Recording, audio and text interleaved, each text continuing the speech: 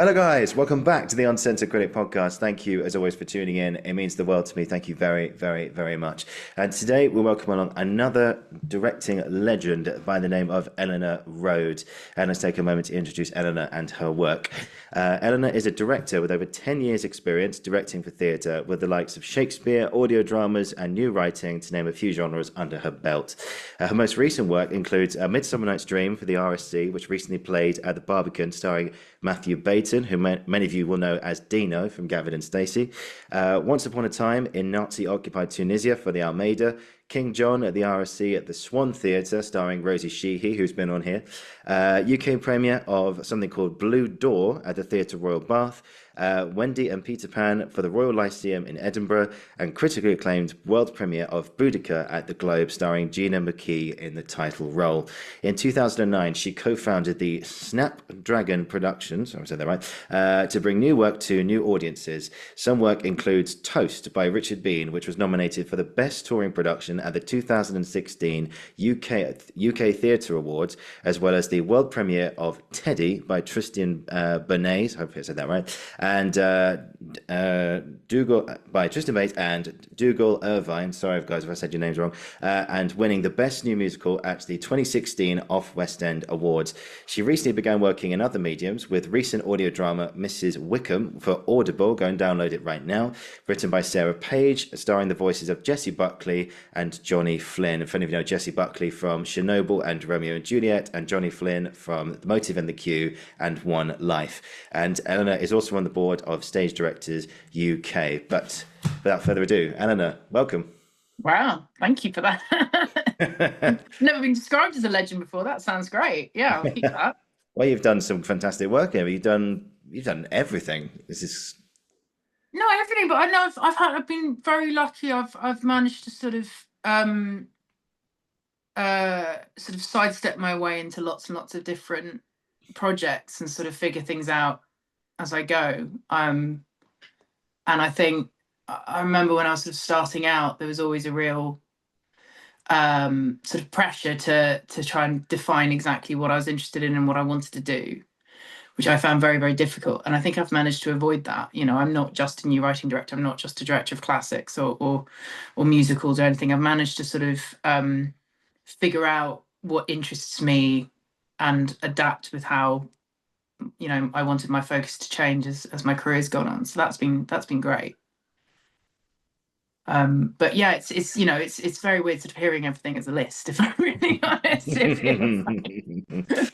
yeah, but you know, it's we'll talk more about your work in just a second. And just before we jump into the starter question, I remember we had a conversation over the phones a couple of weeks ago, so prior to today, and we were talking about how sadly you had a production of Much Ado About Nothing, which is going to be on the Globe, but it was due to go on, and it was April 2020. Yeah, that feels like a long time. That feels like another lifetime ago. That was my last show before having a baby, and the plan was, I think that was going to be on over that summer and then have a baby and then figure out what happens next. And obviously everything came abruptly to an end, like like it did for everyone. So that was a sort of weird limbo to be in, suddenly sort of not be working on anything. Yeah, God, that was a weird time, wasn't it? It really was. Yeah, well, sure, we'll get on to that a bit later. But anyway, start a question for every guest. So, in your case, Eleanor, where did it come from? The love of directing and the arts. Where did it all start for you? I mean, I went to the theatre a lot as a child. I was quite lucky with that. I grew up in London. My parents, they never really took me to children's theatre. I never went to panto with them or anything like that. Or you know, sort of kids theatre specifically. There were no sort of family shows. It was really just that they wanted to go and see particular productions, and so we'd have to go along. It was usually me and my twin brother, and so we were thrown into things like Shakespeare and Ibsen, you know, like when we were probably a little bit too young for it, but it meant that I have really sort of formative memories of watching those plays, and it meant I had a really sort of strong interaction with them before having to study them at school. And so by the time I did actually have to study them, you know, the language didn't feel particularly intimidating to me. I'd heard it so much before I'd had to sort of engage with those texts as pieces of literature. I think there was sort of a marked difference between my experience of having to study them compared to a lot of people I was at school with who hadn't seen a lot of shows growing up. So that was amazing, even though at the time a lot of it went over my head. And then I directed a play randomly. It was my first term at university. I was up at Edinburgh University as an undergraduate, and there's a big student drama scene up there. And I sort of got swept into that.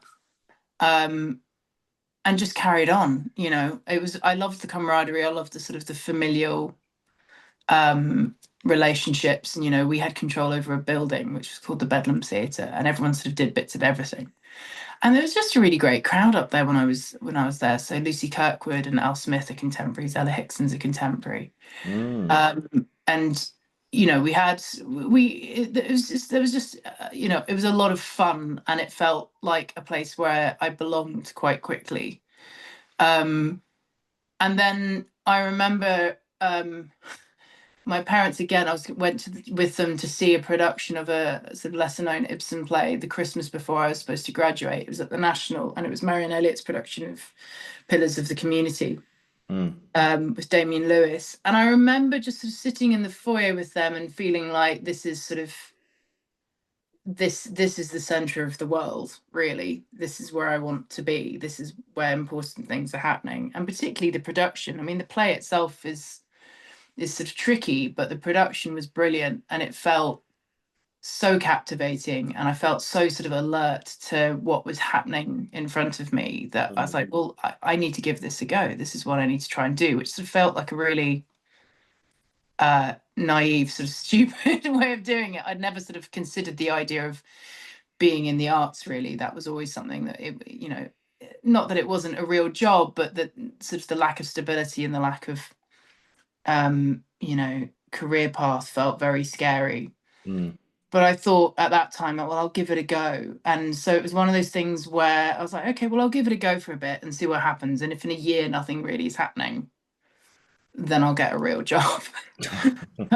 This is in the hazy days before, like, the financial crash, and, you know, when there were jobs around. So, you know, I was quite naive about what options were going to be open to me. But I really didn't know what to do. I was very much in a phase of, I'll try what's in front of me that I think I enjoy, and find out some way of making that sort of work. So I just did tons of odd jobs and applied to drama school, and I got into drama school, and then I went from drama school into another job, into another job, into another job. And so that kind of kept me going. And, you know, suddenly 5 years had gone by, and then 10 years had gone by, and I was sort of still working in the industry. So it sounds a little bit wafty maybe, but I didn't sort of go into it with a grand plan or with a notion of changing the world.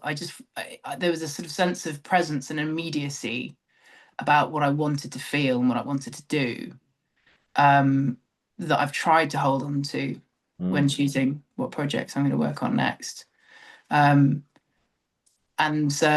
15 years on, I'm still doing it. So something's gone right. Yeah. So something's definitely working. Yeah, I think so. I mean, there are lots of things that aren't working, but I never sort of went into it with a notion of a real sense of, you know, I'm entering into, you know, something that's sort of beholden or with this sort of grand history or anything like that. It was more just I'll see if I can make this thing, and how do I do that? And so it was very much from a practical point of view of, I'm going to sort of try and discover and sort of sit with this and go very, very slowly. To sort of figure out what I wanted. I was sort of quite quiet about a lot of it. I didn't sort of throw myself in and define myself in any particular way. Yeah, no, that's interesting because you talked about that, about the immediacy of how theatre can work, and how that sticks with you, and how people can just. Yeah, I remember sitting in the theatre and seeing. I was very lucky to be able to go and see Les Mis in the West End quite a few times. Yeah, you just feel like, I remember walking out afterwards and just feeling like that's what it's all about. You know, it's just like this fire inside you which went, this is what I want to do with my life. And like you sitting there watching Ibsen of all, you know, which, you know, who's a classic, you know, and seeing that for the first time, and Damian Lewis and everyone, which is just, yeah, brilliant stuff. So yeah. Sorry. Yeah, no, go on, go. No, I was just going to say that I think there is a sort of buzz that comes from, you know, being fired up by a piece of work, but I think it's also just that sense of when the drama's working so well, you know, I get really, really excited by something that seems relatively simple, but it's actually really hard to write and pull off, which is just, you know, one significant problem that faces a really small group of people, or even one person. And so that really small context suddenly becomes like a, you know, like an imprint for the whole world. You feel like you're in the most important room in the world. And I can pinpoint specific moments of being an audience member where I felt like that. And occasionally I felt like that when making the work as well. And that's really exciting. Yeah. Do you think, like, as you know, you said there about being in the audience and having that feeling of like, wow, when you're watching other people's work, do you think that applies to your own work where you're thinking, how can I make this just go, the audience just go, wow, like, because you know the qualities which you've seen in others, and so do you apply that same thing with your own work when you're like, how can I make this and make the audience just go? Well, I think it sounds very odd because I'm absolutely thinking about the audience experience when I'm making the work, but when I'm making the work, I am the audience. That's the thing. I think that's with the role of the director in the rehearsal room, certainly. You know, it's not about having an intellectual response. You have to have an intellectual response in order to be able to tell the actors what you think the moment needs. But you also have to just be very aware of an emotional response that's happening or not happening.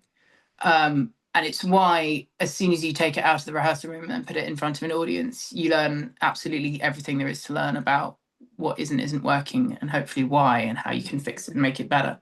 Yeah. You know, I've never needed more rehearsal time for a show, but previews are like gold dust to me, because the show only really is a thing when it's, you know, what's happening on stage interacting with the audience experience, and they tell you very, very clearly what is and isn't working. But you know, the audience as sort of an abstract notion in my mind isn't there during rehearsals. That's very much it's what I'm experiencing through connecting with this. And so you have to be very honest about whether, you know, you are actually connecting with something because it's working, or whether, you know, you have an idea of, well, this is what it means, and so therefore everyone will get it, you know, and generally it doesn't really work that way. Yeah, no, I'm sure we'll mention that a bit later. But I want to talk about you mentioned that you went to Edinburgh and you got involved with the drama scene in Edinburgh and stuff. You know, and not only at university, you know, you've got the famous Edinburgh Festival as well, which I'm sure you've been to many, many times. Yeah. So yeah, tell me about Edinburgh. How was that? Edinburgh was an amazing place to be a student. I mean, this was a while ago, and I think everything's just a little bit more complicated and a little bit harder now in terms of just being young and studying. But when I was there, I mean, I remember at the festival, you know, you could go and see like half a dozen shows and not break £10, you know, in the early sort of parts of the Fringe. You could just go and see a lot. Yeah.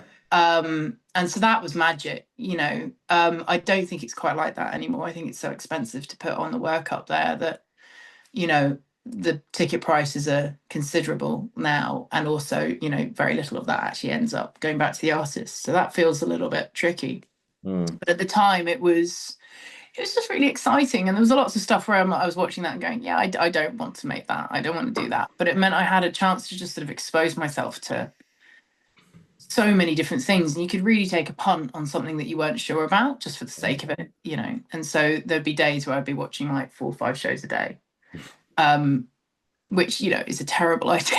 But at the time, you know, when you're 19 or 20, you're like, yeah, I've got the energy to do this. This is great. So that was brilliant. But I mean, during the year, you know, the ETC was the name of the society, and Bedlam was the name of the dilapidated old church, which we'd taken over and turned into a theatre. And it's right in the centre of town, of the old town, just not far from the Royal Mile. And so during the festival, it would become quite a big venue, and that's how we would earn enough money to then feed back into the building, or we'd buy a new lighting desk, or, you know, whatever. So it was sort of a brilliant enterprise. But the students did everything, you know, they ran absolutely everything. The university really didn't know very much about what was happening in the building at all. And so that was really empowering. Just, you know, we had keys to a building and it was our space. That was unbelievable. And so, you know, and there were lots of just really exciting, buzzy people around, and there was an opportunity, you know, I was literally just told, I was asked, do you want to direct this? Because someone else wanted to do the lighting design for this play and they needed a director. And I went, oh, but I've never done it before. And it didn't matter. And if it hadn't been for someone saying, I need you to direct this, I would never have done it. I would never have had the sort of confidence to try something, to lead on something where I felt so unqualified in it, you know. And so I think that was the beginning of, you know, changing a thought process in terms of where I belonged, or, you know, where I'm supposed to sit in the world, you know. And that was very different from you know, who I was as a student. I was very sort of conscientious, I think, as a student. I loved it. I was reading history and I absolutely loved it. I loved the course and I really, you know, threw a lot of myself into it. But it wasn't about experimentation and being as brave as I needed to be if I was directing a play and didn't know how to do it. But I had to sort of just get on with it. Yeah, exactly.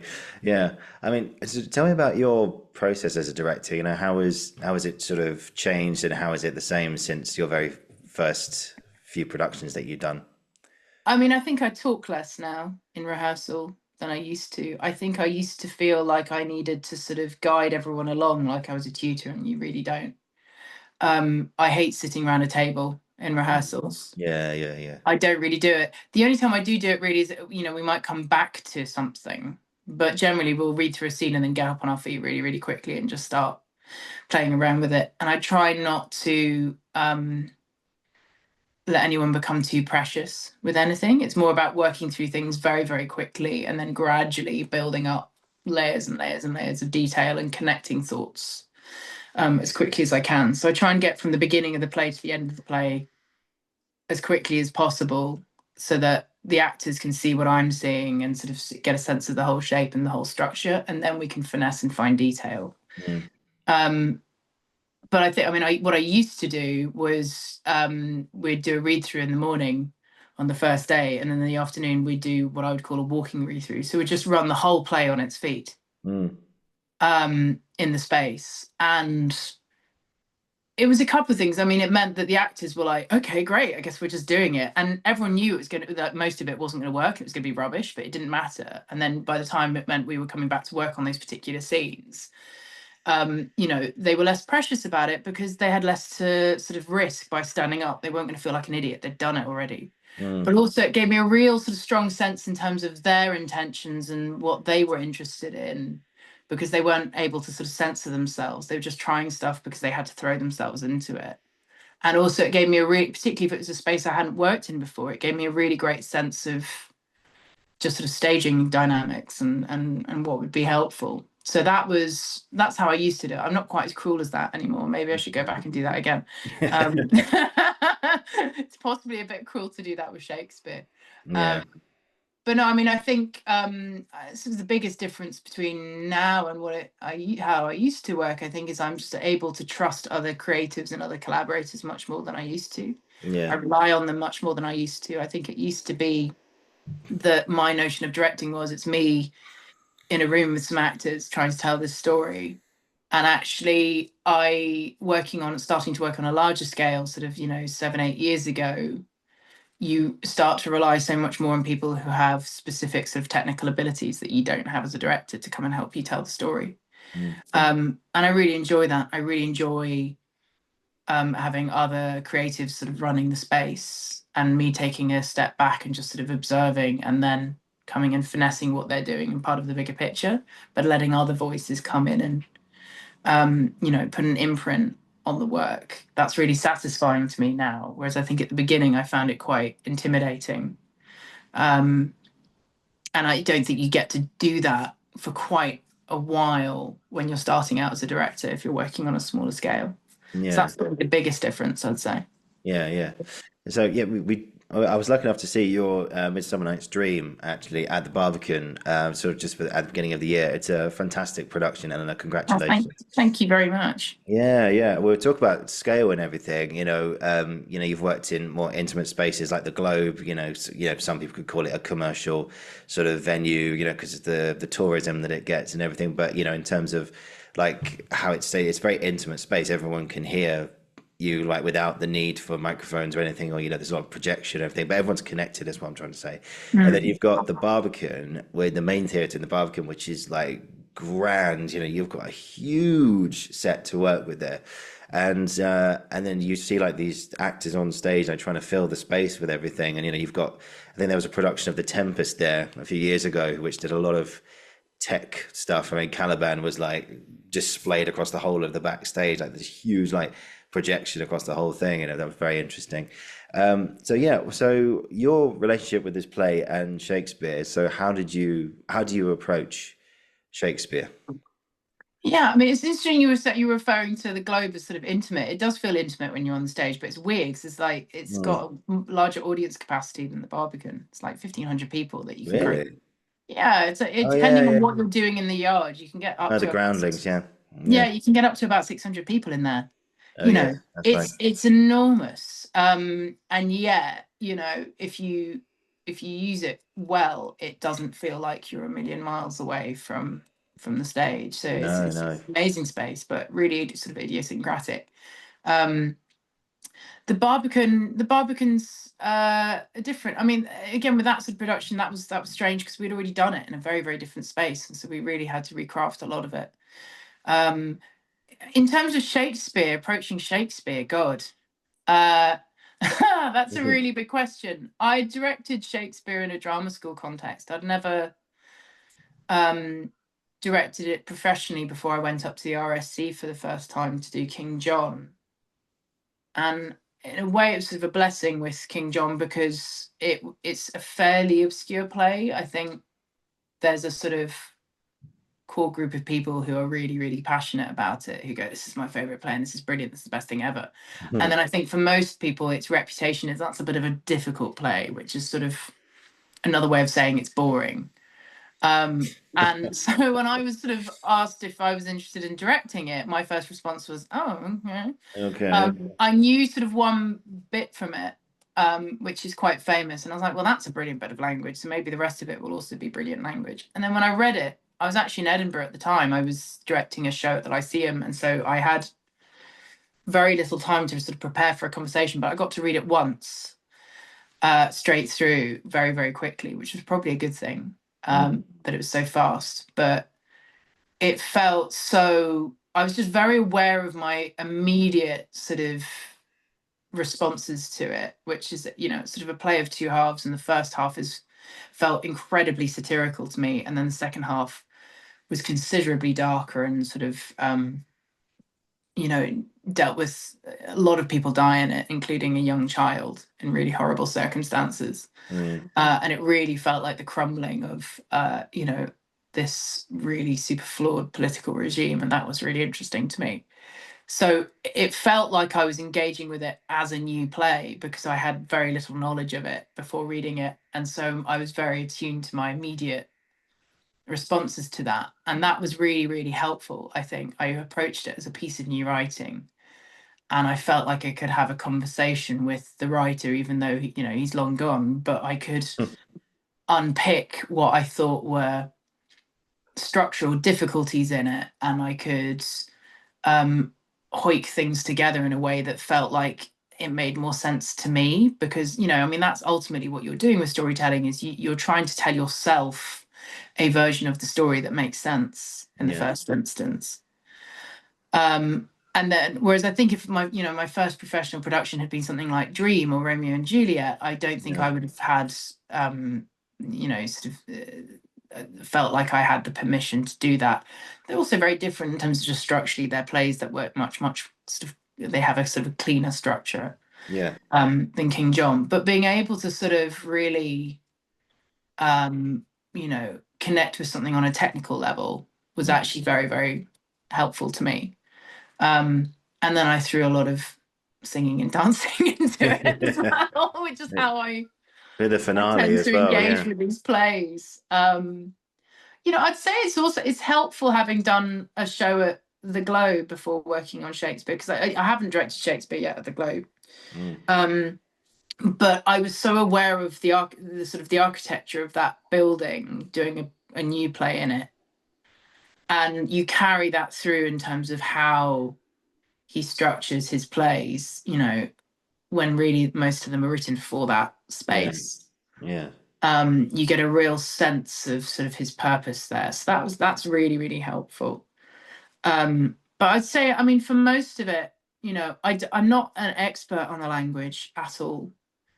I'm not, you know, there are a lot of actors, I rely on actors who are sort of so much keener about text work than me. To sort of, but what really interests me is character. Character and sort of context, and being able to talk to actors about that character's journey is you know, is a massive thrill for me, and hearing the language sort of ping out in my ear in a very different way to how it's landed before is really interesting to me. Yeah. So casting is sort of key for that. It's who do I want to bring into the room? Who can I have these conversations with? You know, that's sort of my way into the text, really. I have a sort of sense of what excites me about the play, but I don't really know what I'm going to do with it until I start meeting with actors and talking to them about it and playing around. Yeah. I just want to give a big shout out quickly to Rosie Sheehy, who I know you've worked with a couple of times, who was in King John, who was, I think, played King John actually. She was King John, She was yeah. King John, yeah. And also she played Puck also in Your Midsummer Night's Dream, but in the previous cast that was just before Up at the RST, yeah. at the RST just before Christmas. And yeah, like I said, we've talked a couple of times on here, me and Rosie, and she's just a fantastic actress. So yeah, hello Rosie. Hi, Rosie. She's yeah. brilliant. And also I think King John was her first, I'm pretty sure, I think that was her first gig up at the RSC. Oh yeah. And she's been back a bunch of times since then. But it was, you know, in terms of sort of connecting to the text via the actor, I mean, that's very much an example of that, which was, I wasn't absolutely sold on having a female actor play King John, but I wanted Rosie to play King John. You know, that's why it was like that. In the same way, in that same production, actually, we had an amazing actress called Catherine Pierce, who played the Cardinal, who played Pandolf. And that's because I wanted Cat to play Pandolf. You know, it wasn't that it absolutely had to be a woman. And then coincidentally, it was Cat who took over from Rosie as Puck when Dream moved to the Barbican. So again, you know, and came up with something completely different and sort of completely her own for that role compared to what Rosie found in it. I mean, that's the brilliant thing about these plays, right? Is that you can have, it's even if it's the same production, there is room for different actors to find completely different sort of subtleties and you know, in this case, quite major sort of different character choices for the same part. That's amazing writing. Right. Yeah. Just some of Puck's lines, especially, you know, I am the merry wanderer of the night. You know? And at the end, where he says, give me your hands if we should be friends, and Robin shall restore amends, you know. Just these lovely rhyming couplets, you know. I mean, there's many of them in Shakespeare, but those ones in particular are just absolutely stunning. Absolutely stunning.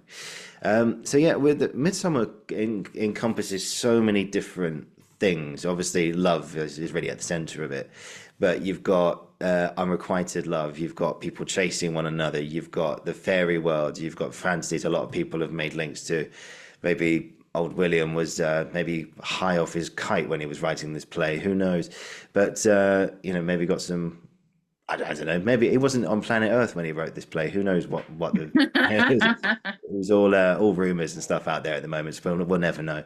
But what do you think? In amongst of all the chaos really of this play, what do you think is the core message? Do you think?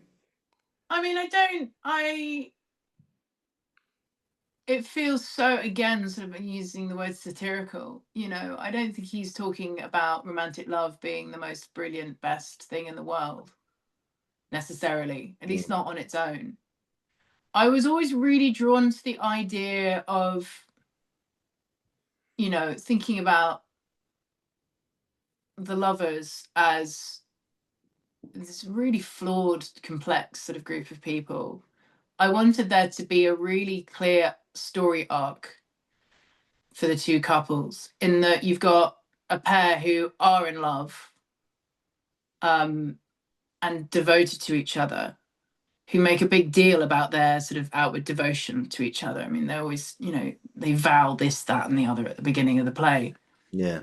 And then to throw them through absolute hell where that notion of fidelity is tested and to come out the other side.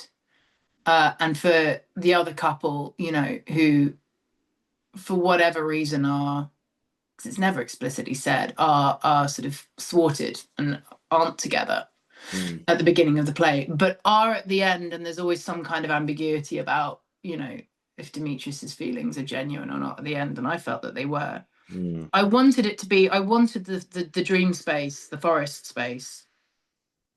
It's not a literal forest in our production, but it's very much a dream space where sort of weird and wonderful things happen. Yeah. I wanted that to be the place where they meet their worst fears, their worst anxieties.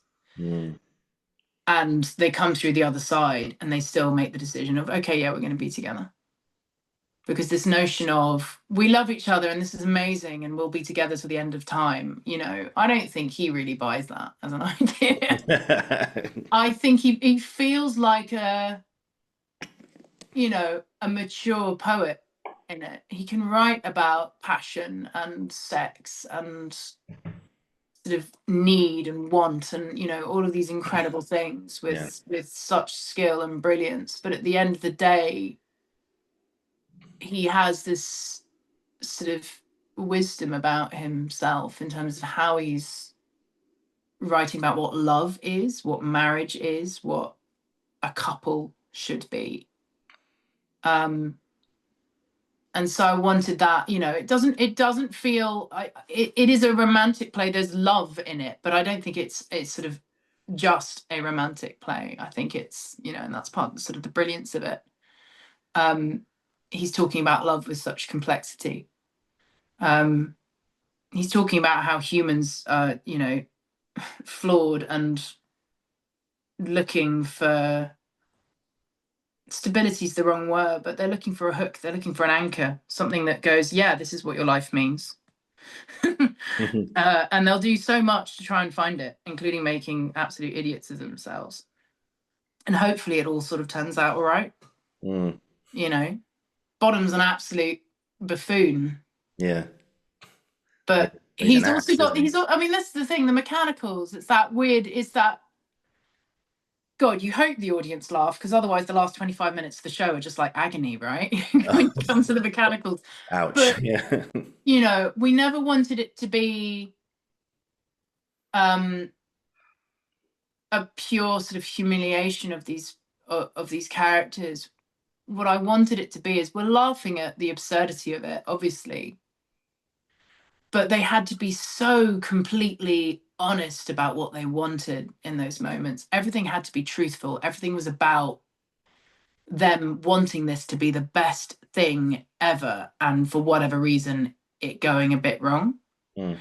And then sometimes not quite seeing that it's going a bit wrong, but committing, having their moment, and you think, wow, you can laugh at them safely and not feel sorry for them because they carry themselves with such dignity.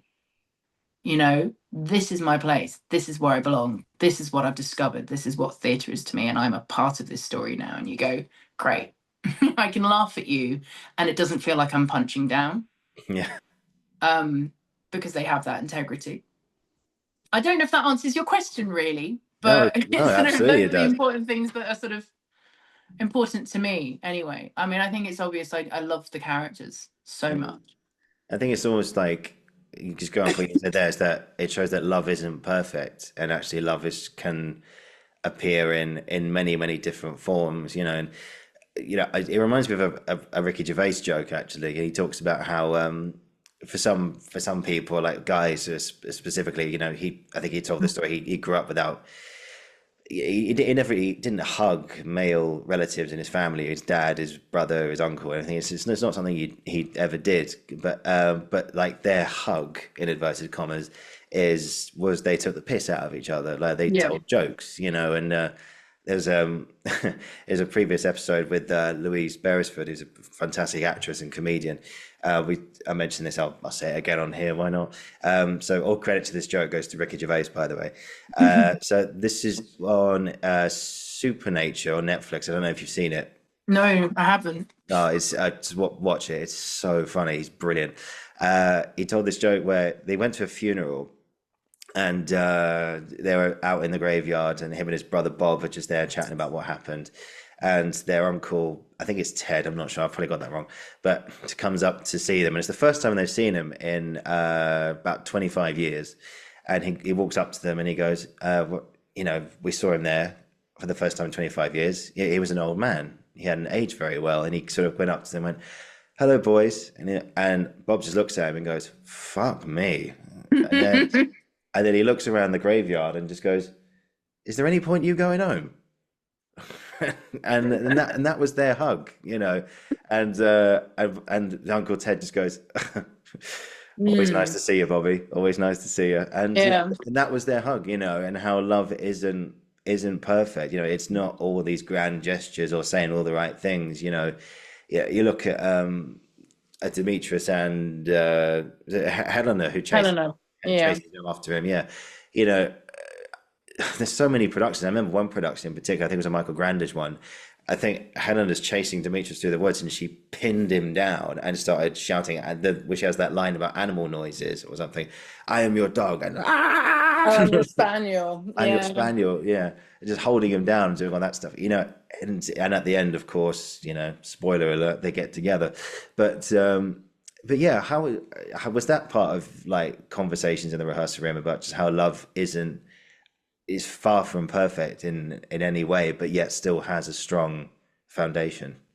Completely. I mean, we talked about that particularly in terms of, structurally it's a hard play because you see the actors for sort of like those characters for maybe like 5-10 minutes in act 1 and then 10 minutes in act 2, and then suddenly we're into act 3 scene 2 where they've got 25 minutes of all coming together and everything's changed, and it's this sort of massively layered, complex argument.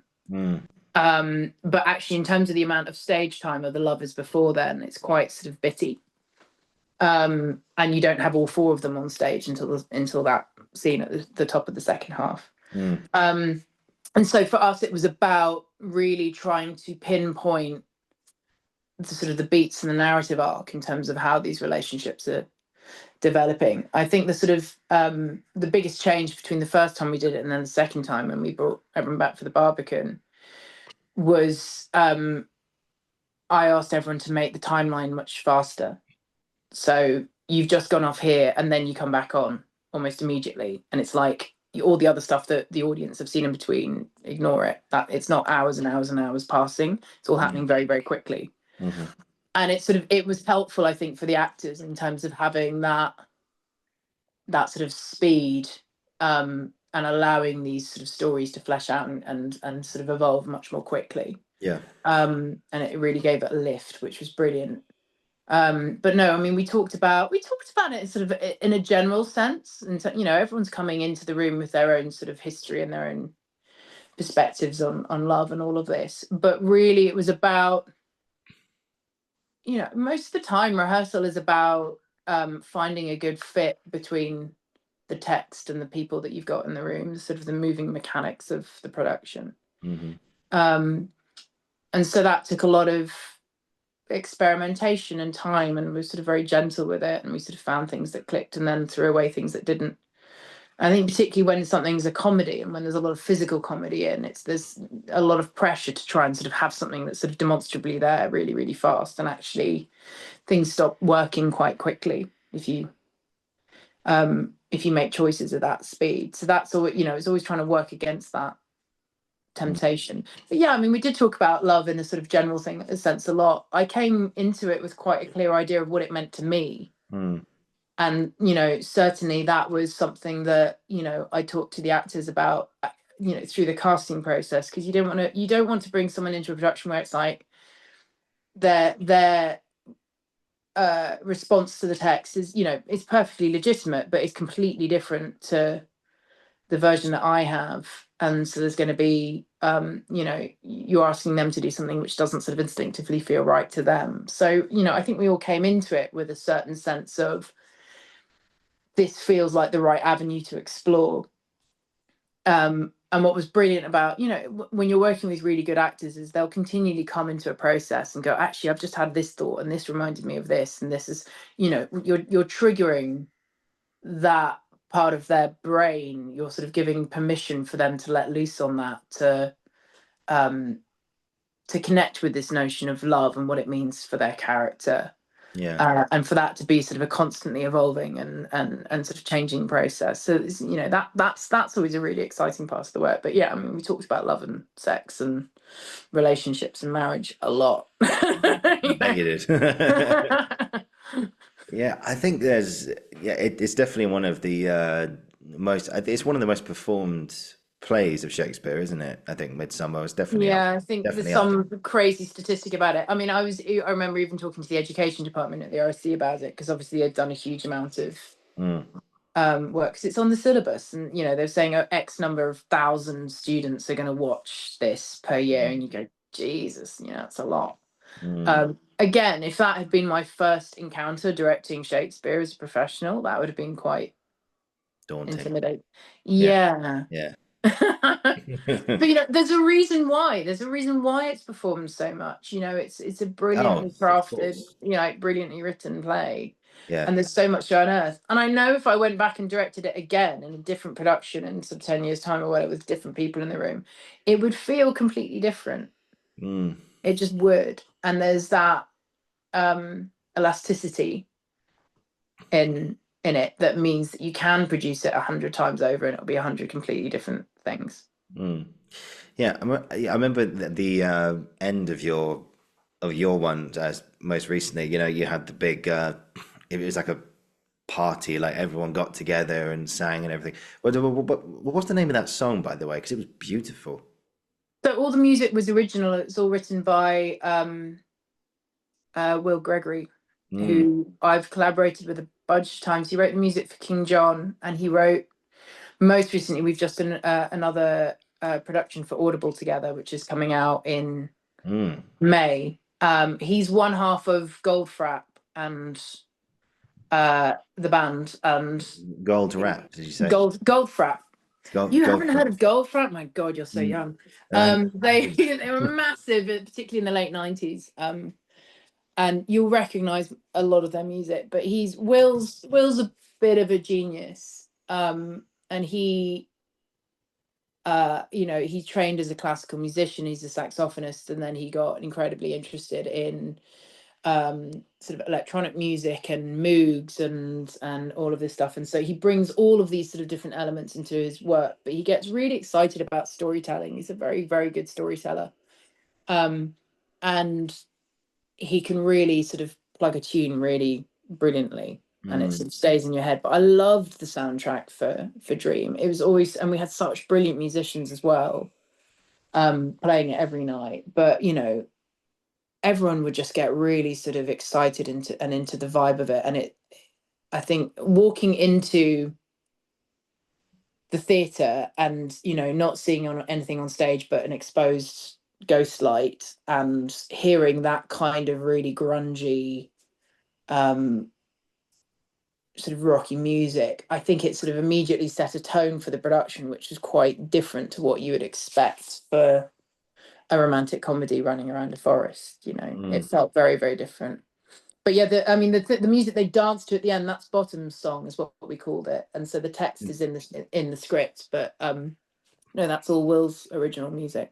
Oh wow! And then there were two other sort of songs, which again, one was from text, and then another which is sung by Puck as she's putting the lovers to sleep, and then another song which is Catch a Falling Star, where again the music's by Will, but the lyric comes from, we completely bastardized a poem by John Donne and put Will has the habit of writing the music before I found the lyrics for it. And so it was, again, it happened on King John again, where, you know, we were putting World War I poetry into a Renaissance play about the medieval period, but with, you know, this incredible bit of a time lapse. contemporary music, you know. Yeah. Time lapse extraordinaire. Yeah. Yeah, we're in medieval times. Oh, look, Mm. it's a gun. How does that work? And there are bombs and grenades. My God. Absolutely. Yeah, those Absolutely. medieval times were ahead of their time, weren't they? Absolutely. Absolutely. This question sort of came into my head then was about Oberon, because he's kind Mm. of the instigator of all the madness, really, because he has that fantastic bit with Puck. There lays Titania sometime of the night, blah, blah, blah, blah, blah, dances in delight, and it has this brilliant. Yeah, he sets the wheels of chaos in motion, really, by giving Puck this task to do. So this question came to me there was, what's his intention? What does he want to get out of all this? I mean, this is the weird thing, is because most of the play is constructed around him wanting to humiliate her Mm, and feel the same shame that he's felt in her rejection of him. And then when we get to it, when he actually wakes her up, it's, he literally gives her 2 lines of humiliation and then he just wants to move on. So something has changed at that point. And, again, we do that thing. We always go through that thing in rehearsal of going, is there something else here? Do we need to find something else here? yeah. I very quickly realised it's like, well, no, actually, Shakespeare's not interested in any more of this. That's enough. Yeah. The point is that by the time he gets to the end of the play, she just gives him the boy. She gives him the thing that she wanted, that he wanted. The Indian boy, yeah. Yeah, and it doesn't really satisfy him in the way that he thought it would. Nor does her humiliation. I think he just really misses her by the end of it. He just wants to be with her again. Mm, And seeing her sort of in this blissful, it's drugged. It's not. It's artificial, but seeing her in this sort of blissful joy that she's experiencing with Bottom, I think he probably feels a bit left out again and wants to just be with her again. yeah. So he's just like, oh, well, just get rid of the guy and, just figure it out and let's just keep going and, it'll all be fine. It doesn't really mean anything and just carry on. But he's jealous Oberon. That's sort of his moniker. That's the thing that motivates him. That's the thing that claims his attention most of the time. It means he's probably not very happy, I'd say, most of the time. But it's quite fun to watch his disgruntlement and his agony. It's a real burden being immortal, I think. Oh, yeah. There's no, I get at this sort of sense, and certainly it's something I spoke to Rosie and Kat a lot when we were making the show, is that I get the sense that out of all the immortal characters, Puck's the only one who really, in our version of it anyway, had a sense of time passing and things not really meaning anything. Oberon feels so much more present. There's an immediacy to how he reacts to everything. He's quite sort of adolescent. Puck feels wiser to me. And there's a sort of real sense of sadness when she basically doesn't get to hang out with Oberon anymore. He's gone back to Titania. Yeah. And her job's just to return the lovers to where they belong, And so she's talking about, well, fine, I'll go off and do this then, shall I? But there is a sense of loss there, I think. Yeah. Which Oberon doesn't really experience as much. Yeah. It reminds me of Rosencrantz and Guildenstern, a line from there. But it's eternity is a terrible thought. It really is, though. I mean, this is the thing. I think out of all of these sort of everything that happens, I've never gone, oh yeah, it'd be great to be a fairy. Yeah.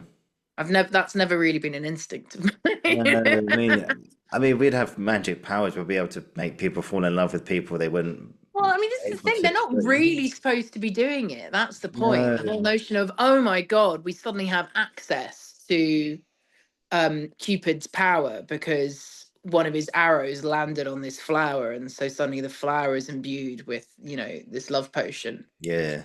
But it's not something that Oberon's really supposed to be messing about with. And that's one of the reasons why it all just goes so terribly wrong. He has a very particular idea of propriety when it comes to who should be in love with who. And he's really taken by Helena's anguish. And I think he probably sees a lot of himself in that. And so he goes, well, I'll just fix it then. Yeah.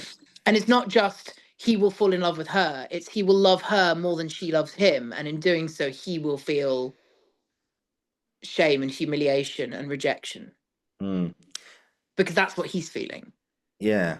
You know, it's very sort of simplistic. His notion of relationships is really simplistic, even though he's been alive for a long time. Yeah. It's like he's messing with free will in some way, which apparently is, Yeah, and yeah, you're not really supposed to do that. That's not really what the fairies are supposed to be supposed to be about. You know, no, they have a job to do. Something that an Elizabethan audience would be very aware of. It's not really something in our vocabulary as much as it would have been 500 years ago. mm, But you know, they actively believed in fairies and spirits and changelings, and you know, if you think yeah, about it, most people watching that production in the 1590s, you know, most of them would have lost at least one child. Most of them would have a very clear sort of connection, or you know, a closeness to mortality. So yeah, you know, the fairies are absolutely, they are a machine. They're the structure that drives the story forward, but they're also just a really important part of how an Elizabethan audience would sort of function in the world. I don't think I'm overselling it in that way. I think it was just part of a recognized, not quite belief system, but just this is something very familiar. yeah. It's You like, know? yeah, no, it's true. Like even until now, the exact opposite of genres. You can't say the M word in theaters now because of because of what? I do it all the time, but that's just because I'm malicious in that sort of way. Yeah. But oh God, I mean, has anything happened saying the M word to you in the theater? Have you been No, okay? I mean, lots of bad luck has happened when making a show, but I'm not particularly suspicious. The only thing I am suspicious of is every time I do a show, I always say I don't really want to have to sit through press night. I don't want to watch the show. No, no, no, no. Because I'm normally so exhausted by then. I'm like, I just want to go and have, you know, see the cast up, go and have dinner with some friends, come back afterwards and say well done. And Yeah. I every single time I say I'm going to do that, and then I never do, because there's always some part of me that goes, but if I'm not here, Yeah. will I know if that, you know, scathing review is fair or not? No, I need to be here so that I can. And it's nonsense. Of course, it's nonsense. You know, at that point, I can't do anything. It's really not up. It's not my show at that point. But Yeah. yeah, Yeah, I've got a very quick story for you before we move on to. I want to ask you about like the Globe and directing for them yeah. in just a second, but there's this story I heard somewhere of is a director like yourself was I think was directing the Scottish play at the RSC at the time, and he was walking around the rehearsal room in the theatres just saying it all the time: Macbeth, Macbeth, Macbeth, Macbeth. He's like, no, there's no superstition. There's nothing in this at all. I don't buy it. And then there was one night of Macbeth, and it was the full theatre except one empty seat on the front row, and and and there was one of the, and of course in Macbeth there's a battle and there's some sword fighting, and at one point two actors went to sort of clash swords, and one of them just split in half and shot directly at the audience and landed in that empty chair, God. and from that moment on he never said the word again in the theatre. I thought you were going to be like, and from that moment, you know, Macbeth actually saw like the ghost of Banquo in the empty chair. I thought that's where this was going, but I wouldn't rule that out actually. Maybe there was somebody there without realizing. maybe watching. They're Yeah. really dangerous. This is the thing. I mean, you know, they're really dangerous places, theatres. Particularly if you've got swords and there's things flying through the air. Yeah, yeah, yeah. They're not, you don't mess about. They're places to be sort of nurtured and respected, and you know, you've got to do the thing that keeps you safe. But yeah, that's I don't know. I haven't directed Macbeth yet, so Yeah, if I ever get round to it, we'll see. But you yeah, know, I think there's enough things that can go wrong without adding a whole layer of suspicion and superstition on exactly. top of it as well. Yeah. Okay, I've got another very quick question. So, when you do tackle Macbeth, Yeah. will you have Banquo's ghost there or not? I have no idea. I think probably I would. I Yeah. remember seeing the first time I ever saw Macbeth. I think I was about 8, Mm. and I think it was at the National. Um, and that time they had a massive red uh curtain that sort of divided the stage for the sort of the banqueting scene. and the actor playing Banquo appeared as a shadow and sort of loomed over the entire stage. You know, it was massive. I had nightmares for like days after that. You know, I was really, I was, you know, I was quite young, and I was just sort of really, I found that much more terrifying than the blood, or, you know, the idea of being murdered in your sleep or anything like that. Mm.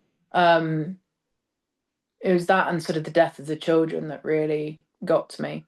Oh, the Macduffs, yeah. Yeah. I don't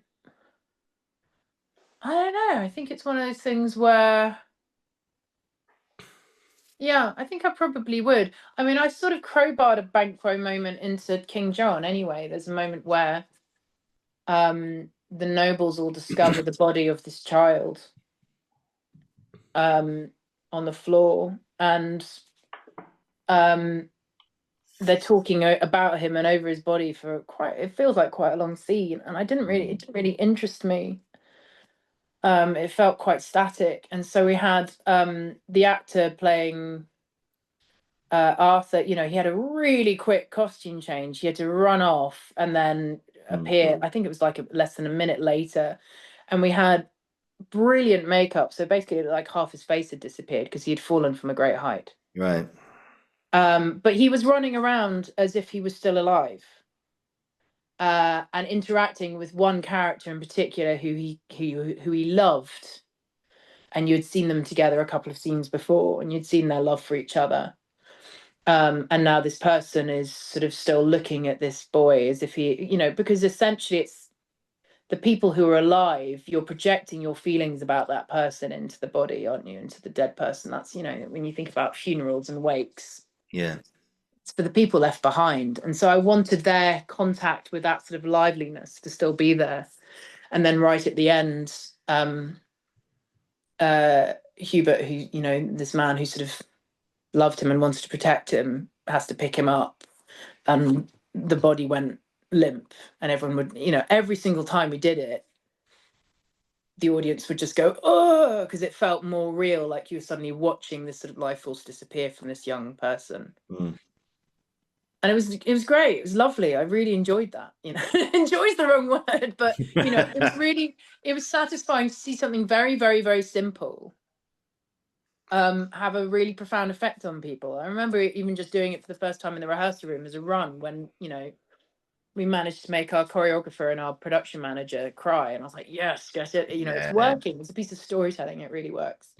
And so I feel like there needs to be something. It's not really about the character of Banquo. It's about it's Macbeth's story. It's, you know, it's what is happening to him, and I feel like that needs to be an interaction with something live and real. That's a very long-winded way of saying, yeah, I probably would show the ghost. Okay. I like to talk you through my, you know, my thought process, my thinking. No, But, no, you know, please, never please give you a do. I short love it. answer for anything. No, please bring it all, Eleanor. Please bring it all. Now, I personally, I prefer to see the ghost. I mean, obviously, it's people go, yeah, but the audience can see them for themselves, or we couldn't imagine who's there through the empty chair. I'm like, no, show the fucking ghost. Yeah, I want to see I'll pay for my Banquo. money. I want the gore, please. Yeah. Yeah, I remember Anthony Sher did a version of it. The late great Anthony Sher um, did well, he recorded it was a for screen, but he did one with an empty chair, and I was a bit like. Yeah. Yeah, I was like, okay, but the way Anthony reacted to that empty chair, seeing Banquo in his mind, it was flawless. It was just, Yeah. yeah, God bless him, wherever you are, Anthony. Thank you. But yeah, anyway, so let's talk about spaces. So we mentioned the Barbican, but specifically the Globe, and which I know you've done a world premiere of the play Boudica there with Gina McKee, Yeah. and yeah, so the Globe, what's it like directing for that space? It's hard. Because you can't really replicate it outside of being in it. Yeah. Um, there are very, you know, it's weird having done it sort of once. I'd go back into it and go, okay, yeah, I can trust the fact that the architecture will work. But it's so particular. I mean, you try and sort of recreate it in the rehearsal room in terms of having the columns and everything there, and it just doesn't really connect at all. And then you go into the space, and unless the yard is full, the space doesn't really, it just didn't really work. I remember doing a dress rehearsal, and it was Emma Rice running it at that point, and they were very keen, for very good reasons, I think, about bringing all the volunteers who usher, all the people who work at the Globe, to Yeah. come in and see the dress rehearsal. And it's always a brilliant idea, because and they do this at the RSC, and they do this at lots of big theatres. You want the people ripping the tickets, working on box office, you want them to engage with the production and get really passionate, hopefully be really passionate about it, and hopefully really enjoy it, because they're the ones running the building, right? They're the ones having the contact with the audience, and you want them to sort of re-engage with it. And so it's important that they see it really early on. But at the same time, it's a dress rehearsal, which I hate. It's like my least favorite part of the process of doing the dress. And we did it the night before the first preview, so it was completely dark outside, and like an idiot, I think it was me suggesting it. I was like, can we put everyone up in the circle? When what I should have said is, yes, absolutely, I'd love 500 people to stand in the yard from that. And so that it felt so dead as a production. I was like, and so I had the worst of 24 hours where I was like, I've messed this up. This is just not working. What is going on? Because in the rehearsals, and particularly when we've had lots of people coming in and watching it, and and everyone in the building was sort of quite excited about it because it was going really well. And then it just didn't work. And then I remember just so full of dread going into the first preview, because suddenly you've got 1,500 strangers watching it. And there's a moment where we have the storming of the gates of the city, and the way we did it was we had the two actors playing Boudica's daughters ziplining over the yard. So they had to come up, they would attach themselves to a zip line. I think it was like in the upper circle of the theatre, and then zip down over the yard and land on the stage. Upper west, upper east. Which was pretty middle. And the whole theatre erupted, and it was amazing. And our production manager, who had sort of worked really hard to make that moment happen on a technical level, just stood up and went, yes. But there was suddenly 1,500 people cheering on, because there was going to be this massive battle. And I was like, oh, it's working. Thank God. It's working. But the whole, not just that, but the whole thing just came alive. It needed an audience. That theatre, most of your set, most of the architecture of the space is people. It's live people. Yeah. So when you are able to connect with them, it's amazing. Everything sings.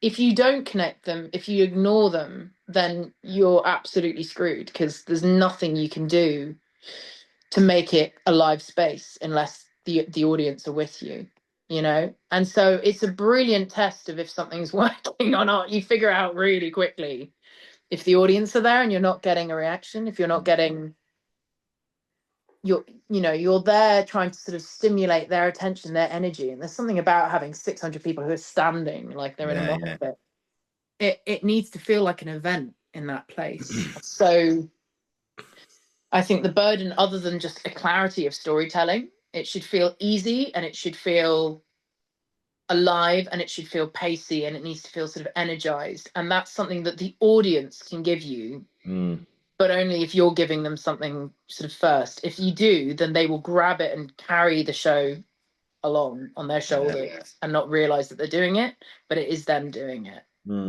But I mean, again, I've stood in the yard a lot and gone, wow, my back's really hurting. And actually, when I'm watching a show and there's that clarity of energy and vision there, you don't notice that you're standing up. You don't feel like that. You feel fine. You feel just present. It's brilliant. Yeah. I remember I was a steward there. I was one of those volunteer stewards for the summer of 2019, just before COVID. Oh, it was the best summer, honestly. I'd leave my non-acting job and then get on a train and go to go to London and go steward for what was on that year. It was Henry the Sixth, parts one, two, and three. It was Merry Wives of Windsor, Midsummer Night's Dream, and oh god, there was another one as well. I'm gonna forget and As You Like It as well, Mm. which was very very good. I remember there's one moment, and like you just going off what you said there, the Globe is such a unique experience, 'cause the audience are right there with you, and I feel like the Globe audiences, they can just pick up on stuff. Like if you see Shakespeare in in the West End, I feel like the audience is just like, oh okay, yeah, oh, ha, ha, ha. They do, but they're not as engaging because you're in the dark. Whereas the Globe, you're there, you're lit by the sun or the moon, whatever time you go and see it, and just the reactions you get. They're like one line, and the place is like in complete fits of laughter. There's one, I can't remember the context of this, but there's a moment where the actor there's one moment where in a Merry Wives of Windsor, where one of the actors just had this big hat on. I think he was like in incognito or in disguise or something. And some performances he whipped it off and then whipped it back on. Other performances, I think he just left it on. Mm. But his line was, "I am blessed," and he just said the word. And every time he would say it like this, "I am blessed," and the whole place is just. And I'm like, I don't know what I'm laughing at right now, but it sure is funny. And yeah, that's the. But it's How a do you? shared Yeah, experience, isn't it? I think it's the fact that more than the idea of the audience being connected to what's happening on stage, they're connected with yeah, each other. It's much more a sense of, um, that thing where you're with your family or your friends and you're watching a comedy at home on TV, and you're aware of the other audience members around you, and there's something a bit more shared in that regard than if you're completely in the dark. I mean, when we did Boudica, uh we were in the dark in the evenings and we were lighting things in a very particular way, because again it was during Emma's season, and so we could, and in some ways it felt really helpful and in some ways it just felt quite different. But yeah, I mean the matinees always felt very different um to the evening shows in terms of sort of the tone of it, because of the sort of daylight. But I feel like it's the coming together of 1,500 people who are aware of the other sort of 1,499 people around them that makes it just so buzzy in that way. mm, Um, and the notion of, yeah, I'm signing up for something where I'm just going to be this close to the stage and the actors can see me and talk to me. So that's just fine. There's not such a sense of propriety, and I think you can remove that propriety when you're in like a proscenium arch theatre or Endon or whatever. It does feel very very different, but I mean the actors certainly, I remember for Dream they certainly found this, the difference between when we were in the RST up in Stratford and you're in a thrust space, and we would light the audience as well, particularly during the play within a play at the end and during like Helena's soliloquies, so that the audience were aware of, they're very much a part of the picture. I mean, you can't do that at the Barbican. It feels so intrusive. mm, And so when you're standing on stage in that space, you can't see the audience really at all if the no, no. lights are off. And so, as an actor, that's a very bizarre vibe, because you're just sort of throwing stuff out, and then obviously hopefully the laughter comes back, right? But it feels a lot more exposing than being in in a thrust space or being in somewhere like the Globe. It's weird. Again, I mean, you were saying earlier, the Globe is an intimate space. It is. You stand on the stage and you are aware of the sheer number of people there, but it doesn't Mm, feel, at the same time, it sort of feels like you're in someone's living room. yeah, Whereas obviously if you're sitting up in the gods and the Globe, you're like, yeah, there's a lot of people here. mm, This feels massive. This feels epic. But there is an intimacy. There's a brilliant intimacy that comes, and particularly if you're sort of exploiting the thrust layout of the space, it's brilliant. And it's an obviously imperfect space in terms of what we would expect to have in a contemporary theatre, where you get a good view from every seat, or something that feels quite uniform from every seat. Um, it's you know, it's declarative and saying, if you're going to sit here, you're listening to the play rather than seeing all of it, and that's fine. That's absolutely fine. You'll really enjoy it. Oh yeah. You know, you don't really get that in modern theatres. It's like, well, this is a good seat and this is really not a good seat. You know? Restricted view. Yeah, completely. Yeah. And you're behind a pillar, you know, just all you see is that. You're behind a pillar and everyone else is getting a brilliant experience and I'm not. Whereas at the Globe, it's like, well, no, this is just what it is, but that's okay. Yeah. I mean, even if, you know, even I remember stewarding up in the upper circle, when you're right on the side and you're kind of like looking at the stage like this, you know, a bit of an extreme angle. But even then, you're like, I still feel part of this world. I still feel like engaged with it. And oh yeah, it was Henry V. They did Henry V as well. I remember they did that famous speech, you know, once more into the breach, dear friends, once more, close up the war with our English dead, you know, even that, and the Band of Brothers speech just before they go into Agincourt to fight, you still felt part of this world, even though you know, in modern theatres, if you're right at the top, restrictive view with a pillar in your way, you're like, oh, okay, fine, I can hear what's going on. It sounds exciting, but then you go to the Globe and you're in it. You're there in the, like you say, in this living room of action where everything's happening and going on, and you can hear and see everything as well. Yeah. It's just a glorious, glorious space, you know, and it's you don't. I mean, I don't know if you had this as well, but like the audience participation it's very, very real. You know, I don't know if you had people interacting with your production as well, but I remember there was one time doing it was a matinee of Henry V, and one member of the groundlings just spoke to one of the actors during a pause. It was just like, I can't remember what they said, but it was something like, what are we going to do now? And the actor just looked at him like this. Okay. Yeah. And then she was great, and she just carried on. But I thought that participation. That's because it's producing the response that it's meant to. I mean, there's a sort of, I think it was Ian McKellen who sort of said this about soliloquies in Shakespeare, that soliloquies are always, it's the character asking a question and saying to the audience, do you have the answer? You know, what should I do to be or not to be? You know, what, come on, what do you think? And if you get the audience to respond, then great, you've got them. You know, it's a conversation. It's a conversation with the audience, and for someone to have that kind of, you know, just instinctive, like vocal response to something. That sounds very, very genuine. It doesn't sound like it's something that's sort of affected, but it's just that was it just came out of their mouth. Of course it did. They're with it. They're in it. The actors doing their job brilliantly, you know? Oh, absolutely. Yeah. And it's like you say, like soliloquies are like asking questions, or in case of like Richard III or Leontes, it's like, okay, when he's not asking a question, it'd be like, okay, oh, lovey-dovey. Oh, yes, of course I'll be there. I'm going to get him. I'm going to get him. Like, and I think you mentioned Ian McKellen there. Do you remember there's a speech in Richard III where he says, he turns to the audience and the final line is, and thus I play the devil. Yeah. And it's like, and it's almost like you as an audience, you're part of that plan now. There's nothing we can do but to observe.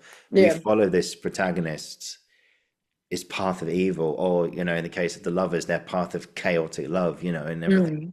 You're there as a witness to all that, and you're just thinking, there's nothing I can do here, but I'm part of this evil plan. I'm part of this lover's chaos. I'm part of this world full of demonology and witches and saying, all hail Macbeth, or we're on the battlefield of Agincourt, you know, and if the Globe, you're in amongst that special experience. Yeah. And then like in your case, Boudica, like how did the audience come with you in Boudica?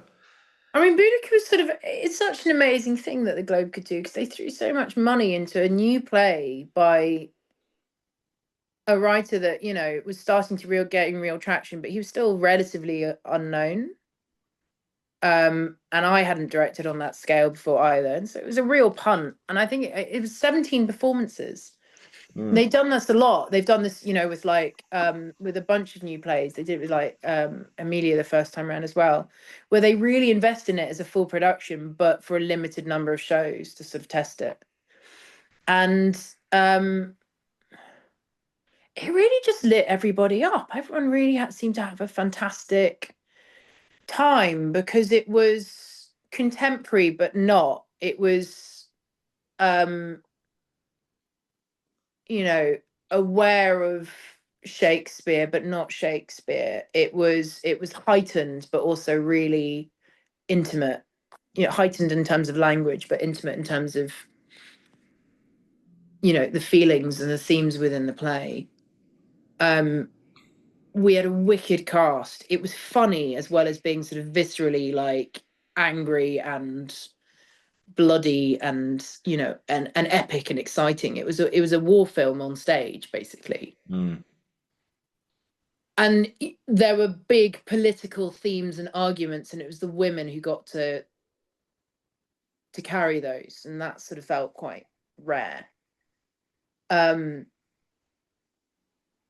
But you know, from the beginning of it, I remember we didn't have any music playing as the audience came in. And then it just meant that the space was filled with the audience talking, which is a brilliant, you know, when it's a full house and everyone's just chatting away, and you don't get that weird sort of hushed sort of like moment that you get in a lot of theatres where everyone thinks something's going to happen, and so everyone stops talking, and then it's really awkward, and then the conversation is and so we'd basically put in these drum beats instead, which was basically shut up, shut the hell up. And everyone would go, huh, because, you know, something had happened. And there was that sense of real anticipation of, you know, stuff's going to go down. But everyone was sort of like, oh, yeah, this is new, but this is exciting. And they were just going to be sort of carried with it. It was so much fun. So much fun once it was sort of up and flowing. And, you know, it's things like whenever you make sort of a choice that's a bit fun, that's a bit sort of silly or sort of right, you know, galvanizing, they really commit to it. I remember at the top of the second half, so the idea is that the Boudica and her clan, or the Iceni, are going to go off and make their way to London, and London's going to be the next site of a massive battle. And so we open the second half of the show with our band playing this music, and then suddenly the lights pop up and you see the Iceni strutting their stuff, and they're singing London Calling by The Clash, and the cheers that went up and down, you know, even when they're talking about, you know, I live by the river, London is drowning and I live by the river, and everyone was like, yeah, we're by the river, this is amazing, it's great. And it was like, okay, but it's just a song that everyone knows, and it's sort of it was really sort of satisfying as like a dramaturgical moment, as a telling a storytelling moment. But the fact that everyone was like, this is cool, this is wicked, we get to jump around and sort of be like this. I'm full of regret that I didn't put more of those sort of moments into it. But you know, I wasn't particularly bold in that regard. I think if I went back and did it, I'd probably be bolder. But that, you know, it's that kind of thing where you're like, I'm just offering you this tiny little sort of joke, and the audience would just run with it. And that happens at the Globe in a way that I think it does, you know, the audience aren't necessarily as up for it or as grateful as they are at the Globe. They're just so happy to have that sort of like, you know, wink wink moment. Production. That's great. But yeah, I mean, we had a really amazing response. We had brilliant reviews. We had brilliant audiences. You know, it was really satisfying. It was really satisfying for a big theatre to take a big punt with, you know, a new idea, to try something with a bunch of sort of relative unknowns. And for it to really pay off. That was great. I bet. Oh, it's just a phenomenal space. It is. If anyone hasn't been, I implore you to go. You know, it's just one of the best theatrical experiences you'll ever have. And, you know, if you're lucky to be in London, or if you're traveling to London or doing, just get yourself to the Globe. Okay. It's just magnificent. It's just fantastic. Eleanor, just got a couple more things left for you today. I know we're a bit pushed for time. So we talked earlier about you listening to work and stuff, and I think that's a good segue onto your Audible work recently. I know specifically Mrs. Wickham. So which, as I said in the intro, starred Jessie Buckley and Johnny Flynn. So just very quickly, I mean, what are those two like to work with? Oh, they're lovely. They're absolutely brilliant. I mean, we only had we recorded their sessions over like one morning and one afternoon, I think. And they came to it having already made a film together, and you know, they're friends, and so that was just a lovely sort of energizing, positive vibe in the recording. Because when you're doing an audio play, I mean, it's one of the sort of the really exciting things about audio is that you have to work really quickly. You just have to make decisions really fast and sort of be very intuitive about it and have done your prep, and you know, you're not getting to play around in rehearsal for 6 weeks. And they just bounced off each other really, really nicely. So that was great. They're very, very lovely people. I've worked with Johnny since then, in fact, on this more recent audio production by the same writer. That's called Billionaire for Sale. And he's great. He's sort of really intuitive and really sort of easy to work with, and just a joy. I'm gonna be working with him again in a couple of months. Actually, I'm shooting a short film, and he's the lead in that. So he's brilliant to work with. I'd work with him all the time if I could. And Jessie as well. I mean, it was weird, you know, while we were recording, she got the Oscar nomination, and then she had to go off to LA for that, and then came back to finish the recording. So that was that was sort of interesting in terms of, and she was in cabaret at the time, so all of this stuff was going on, you know. And I've never met someone who works as hard as her. She was literally sort of crowbarring projects into every single minute of the day. She works so hard, and she's so dedicated and so committed, and just fun and really smart, you know. A brilliant actor. Yeah, I love both their work. Yeah, I saw obviously Jesse and, like I said, Chernobyl, and Johnny and Motive in the Queue and everything. Just amazing actors. So yeah, but what was it like working specifically with audio? Because, you know, coming from theatre where it's a visual show, but in this one it's just the sounds that the actors make. What was the big differences? I mean, I love it. I really enjoy it. I've done it twice now. And then sort of the odd little bit of experimentation on sort of smaller projects as well, but 2 main pieces. And the technical differences between both times I've done it have been quite different, not least the second time Audible have moved to Dolby surround mix, which means that you just have to have much cleaner takes on the microphones so that you can have all this sort of spatial difference between the characters in the edit. So a lot more of that sort of a lot more of those sort of choices about sort of a spatial connection are made in the edit rather than live in the studio. And there's positives and negatives to that. But generally it was, you know, I'm a fan of what I would think of as a sort of as a dirty take, a dirty version of something where you're hearing breath and you're hearing, you know, sort of the life force beyond the line. It's not just a clean version of the line. But that, you know, you have to sort of go into that with an awareness of what that gives you in the edit and what your editor's going to need to make a scene work. Yeah. So, you know, figuring out that it's really fun, but it is just a different part of your brain. And you know, so a lot of things are the same, which is that you're having to cast brilliantly and you're having to work on the script really closely to make it, you know, zing and to make it the best possible thing that you can, because you have so little time in the recording of it. And so a lot of that work has to happen in advance. I don't miss, you know, I don't miss a rehearsal process when I'm recording audio. I like the speed of it. I really like just going, yeah, you know, I know the material. Let's try this and let's try that, and being able to respond to an actor in the moment and not be too precious about it. While at the same time you have to balance having enough sort of options, if, you know, in case you change your mind when you're in the edit and you go, actually it needs this thing. Why didn't I ask them to do it like this? You know, why can't I get that inflection on that word instead? You know, and you just can't. And so that's, you know, it's sort of it's balancing an anticipation of what you're going to need with just getting something sort of clear and focused and getting that down. But I really like it. And then it's a whole different process in terms of putting it together and the edit. And it's the amount of control you have over it. You know, it's like, oh, I can just speed the scene up. I can just take the pauses out between the lines. Yeah. I can just add an extra beat before that person delivers the line. Having that level of control over performances is really bizarre for me. Because as a theatre director, I'm used to creating sort of a picture and a world, but ultimately it's the actors who are going to do it every night. And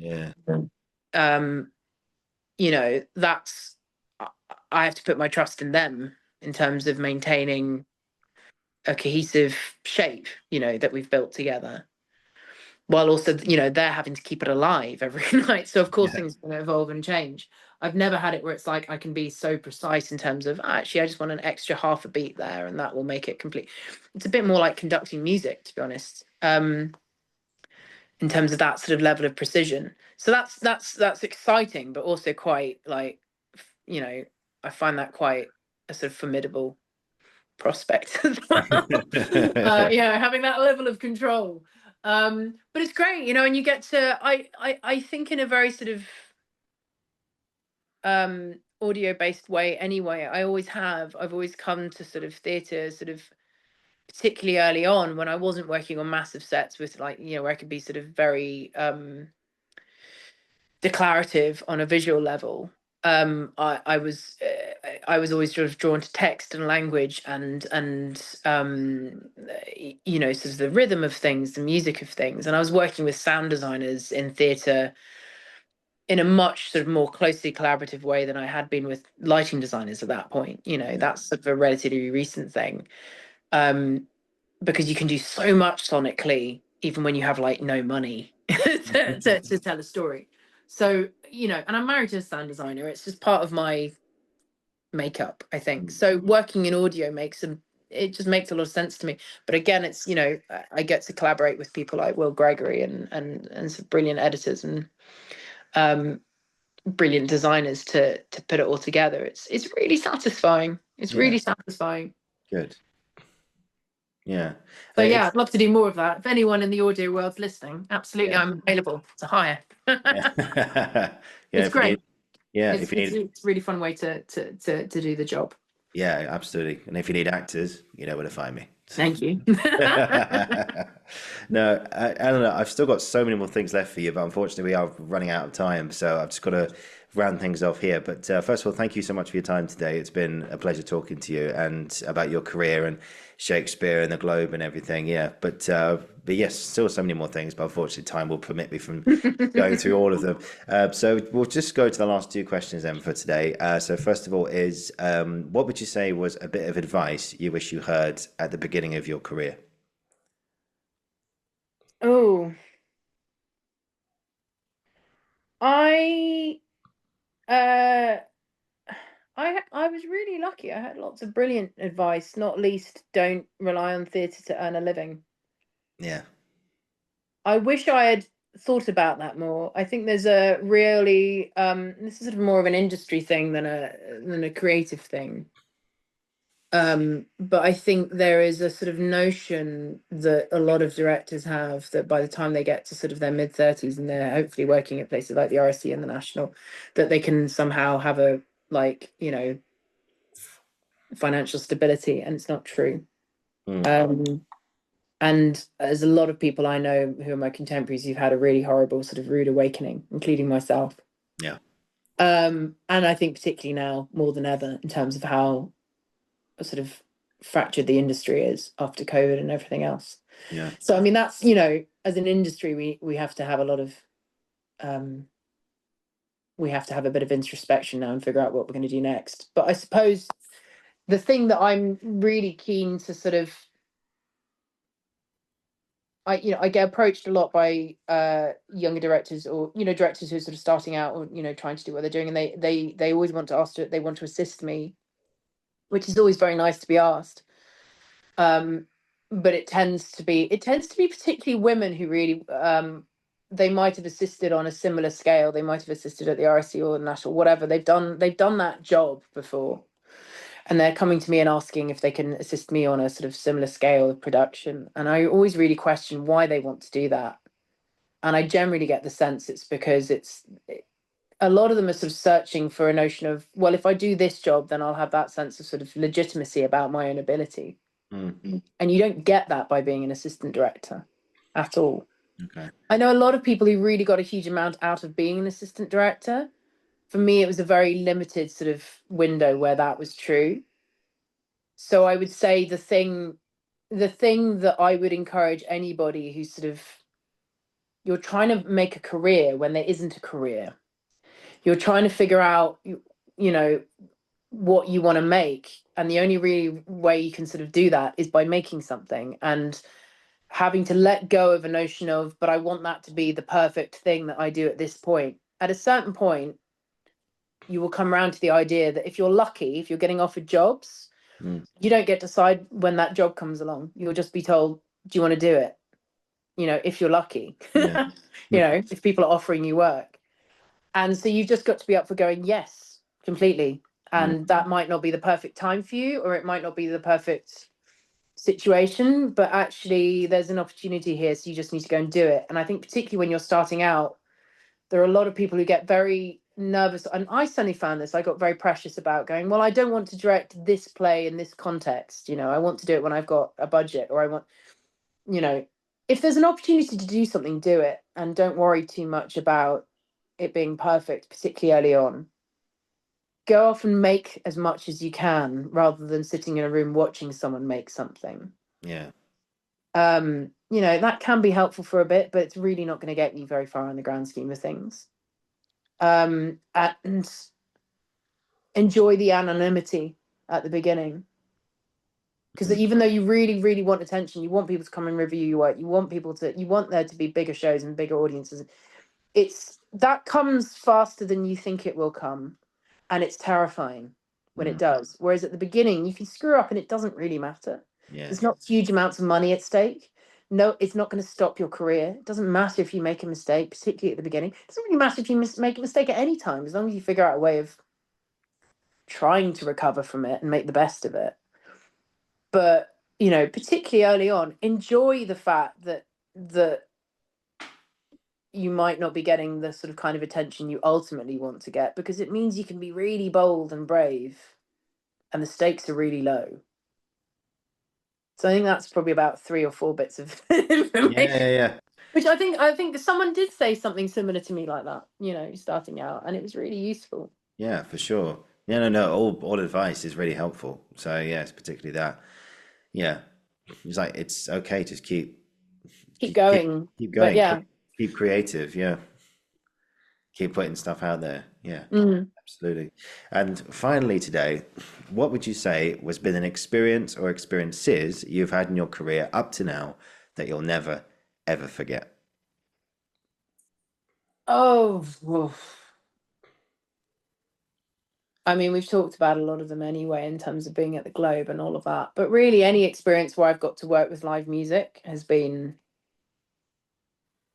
it's just such a joy. And that's from shows like Teddy, where we had a live group of acting musicians on stage, and I think about 95% of the show had live underscoring in it. And it was amazing, and it felt like everything just sort of lifted, and to have that level of sort of production in a rehearsal room just felt so creatively exciting.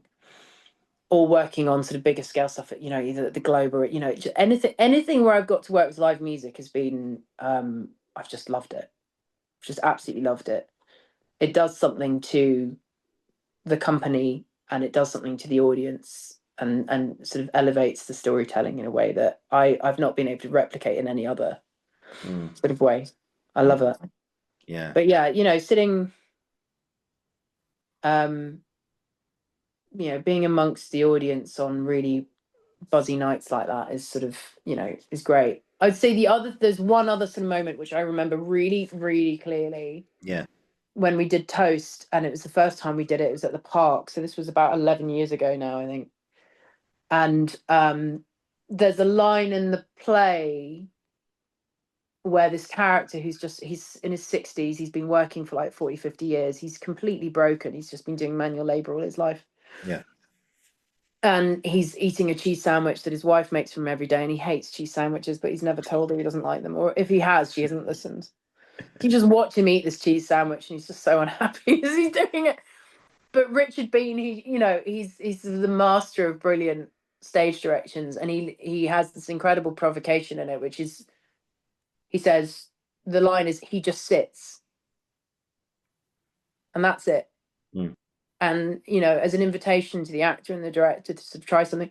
I remember every night we'd have Matthew Kelly doing it, and he's just it's like a masterclass in acting.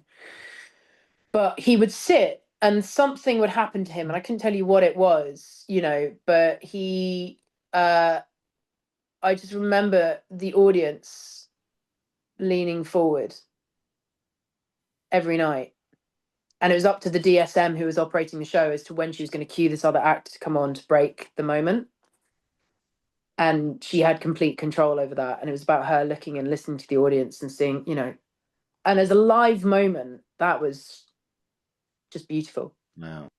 I still, I can still think about it now. Everyone I know who watched that show talks to me about that. Yeah.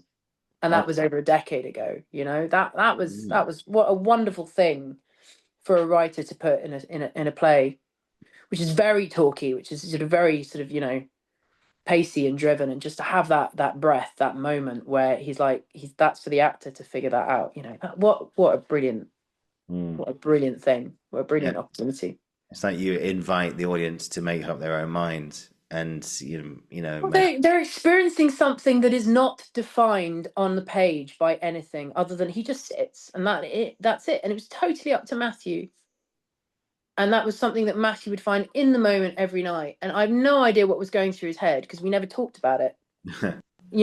In rehearsal it was, let's just try it, and we wouldn't analyze it particularly. He could just play.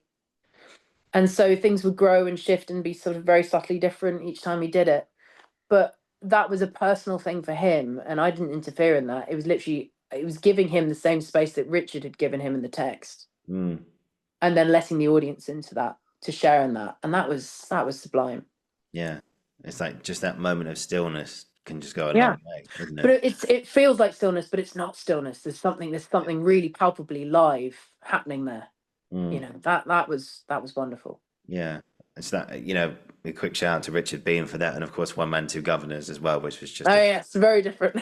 very different show, but brilliant, Commedia dell'arte and all that stuff. But brilliant stuff. Eleanor, thank you so much for today. This has been absolutely wonderful to hear about your experiences and talk all about the Globe again. You've brought back so many memories for me of stewarding there and seeing shows and stuff. And and for your Midsummer at the Barbican, it was a brilliant show. It was a great night out, and I'm sure everyone who went to see it would agree with me on that one. And just thank you for sharing everything with me today. This has been great. Thanks for chatting. It's been so much fun. Yeah, it's been great. Honestly, I've really enjoyed it. If you just hang on, we'll finish the recording. We'll have a tiny debrief afterwards, and then we can then shoot off after that. But in the meantime, guys, thank you for watching. Thank you for listening. This has been the Uncensored Critic podcast, and I'll be back very, very soon. And Eleanor Rhode, thank you so much. Thank you.